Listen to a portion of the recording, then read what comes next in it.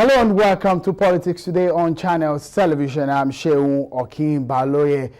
The savagery and the sheer irrationality in the spilling of innocent blood in Nigeria's northeast region came to its unbearable point in the past few days as the eyes of the whole world was on the campaign in support of Nigeria for the search of the abducted schoolgirls from a secondary school in Chibok in Borno State in Nigeria's northeast region.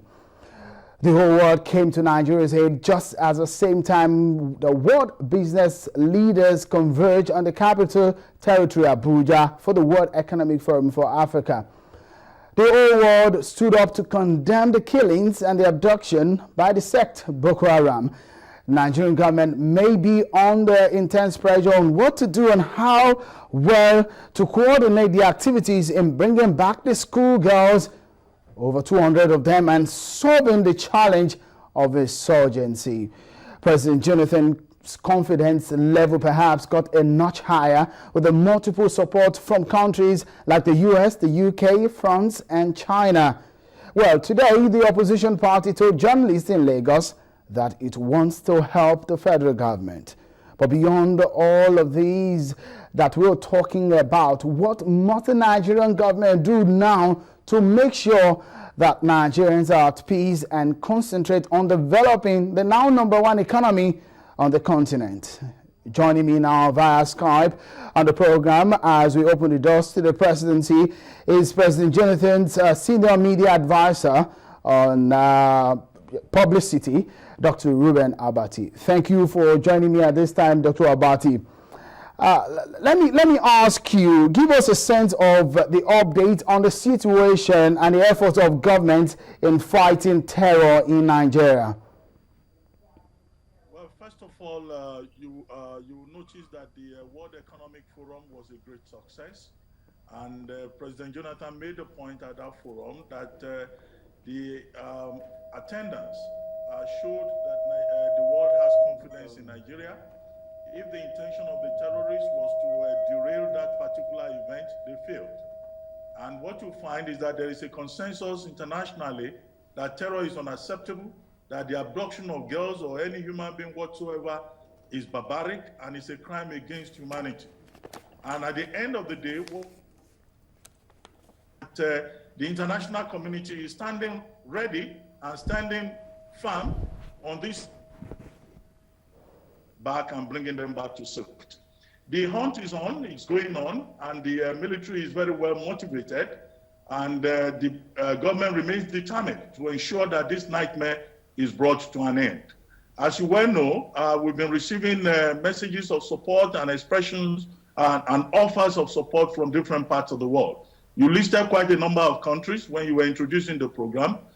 Today, President Jonathan also spoke with Prime Minister Benjamin Netanyahu of Israel, who has also pledged to send experts to come and work together with the other teams from the other countries that are on the ground. So right now, what is going on is an attempt to ensure coordination, to work out, to fine-tune the counter-terrorism strategy, and to go onto the field and provide greater support for the troops that are already on the ground. The international support is coming more in terms of intelligence, in terms of the fine-tuning of surveillance strategies, in terms of building capacity. And clearly, we look forward to great success in this enterprise. And the president's determination, like that of everyone else in the world, is to make sure that these girls are brought back to safety. It's very interesting and very encouraging to the kind of support Nigeria has been able to get from the international community, and one is hoping from the confidence that the president actually came out with at the World Economic Forum. It shows that there might be just light at the end of the tunnel. But Dr. Abati, tell me, how would you describe a situation where some Nigerians have kind of criticized when the president came out about 3 weeks after the abduction of those girls? They feel that the president should have come out early enough and that that was too late in time. Well, you see, there have been a lot of misconceptions and a lot of misinformation about what government has done so far. And that is why I think perhaps it is good that we have this kind of engagement so that we can always set the record straight. It is not true that the response was slow. It is not true that the president did not wade into the matter immediately. You will recall that on April 14, we had that incident, the Yaya bomb blast. Now, it was around 11:45 p.m. that same day that the incident in Chibok occurred. On April 14, the president visited the Yaya bomb blast and immediately called a Security Council meeting in which he more or less placed the security forces on high alert. Now, by the following day, when the Chibok incident occurred, by that evening again, the president started meeting again with the security chiefs and also other stakeholders and people who were in a position to provide information. And clear directives were given both to the troops on the ground and also the defense headquarters and the various agencies. As commander-in-chief, I immediately waded into the matter. Now, what people are talking about, they're saying that it took 3 weeks. That is not true, because the operation in that part of the country, around the Northeast, is an ongoing operation. You have the multinational joint task force there. You have also the Nigerian joint task force, not to talk of the 2 divisions of the military that have been stationed in the place, receiving information, following up on information from the troops that are on patrol. So that is not true at all, and it's good you ask the question so that we can keep setting the record straight. Right. President Jonathan... Dr. Abati, again, yes. Some people will believe that, well, President Jonathan at that Inyanya bomb blast, I mean, twice when that happened, he went there on the spot to check for himself. Some people believe that President should have visited at least one of those states in Northeast to see for himself what is happening, especially after the abduction. Are we seeing the president visiting any of these 3 states on the state of emergency anytime soon? Well, the president has been to the north since the state of emergency was declared. I recall that one of his major trips there, organized by the northeastern states, on how to work out a post-crisis development strategy. On that occasion, I think in Yobe State.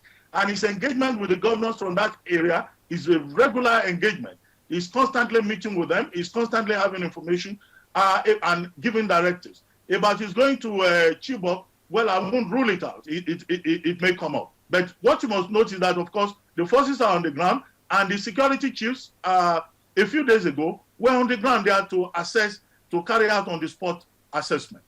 I mean, one of the reasons, I guess, some Nigerians will be looking at the president visiting those sites. Take, for example, some of the confusion that we saw earlier on in the day after the abduction of those girls, about the numbers, about the situation, about the circumstances of the reasons why those students were actually in school. Well, in fact, some people are insinuating that those girls might not actually be abducted.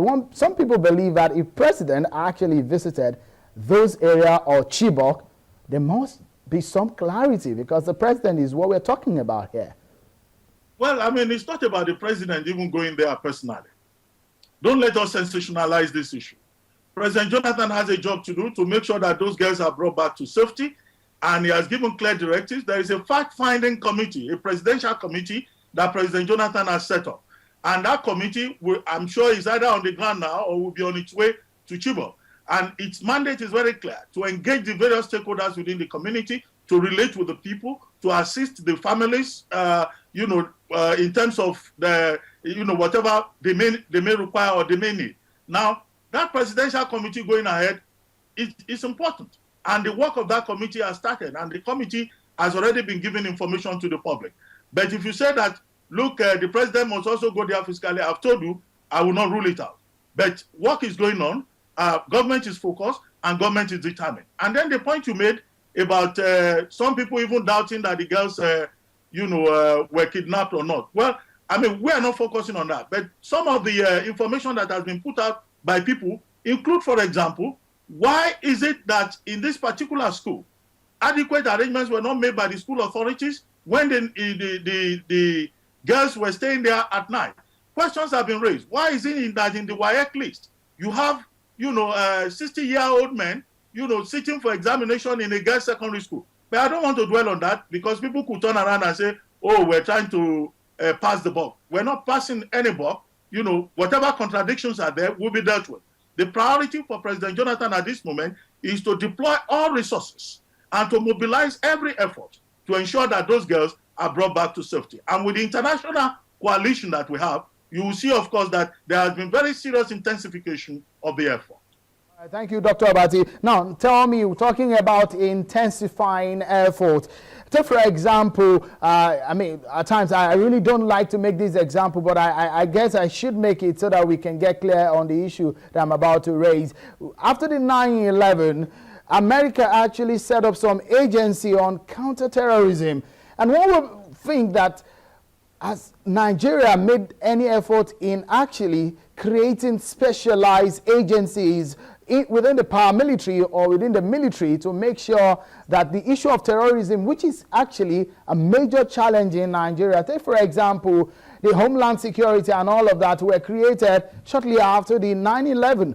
And one would think that what we have been seeing in Nigeria for since about 2009, there must have been some form of policy, very concrete one, on this one.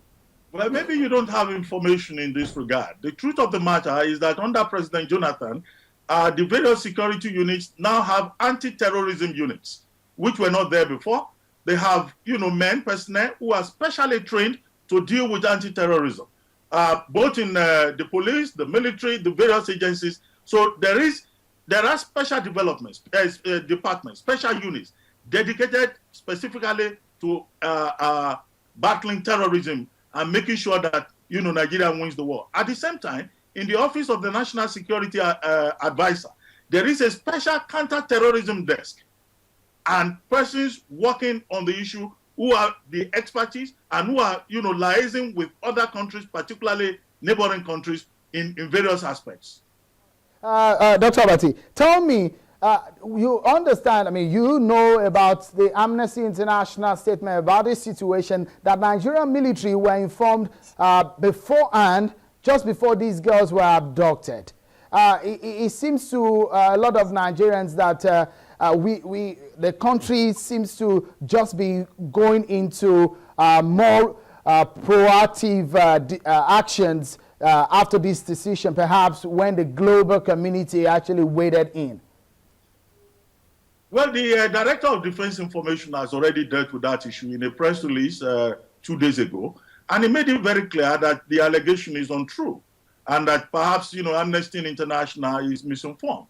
Now, the truth of the matter is that the security forces on the ground are always getting information about what is happening or what may be happening or what is about to happen. Sometimes they are misled. Sometimes they are misinformed. Sometimes it may even be a deliberate attempt by the Boko Haram or the terrorists to send them on a wild goose chase while they go elsewhere and operate.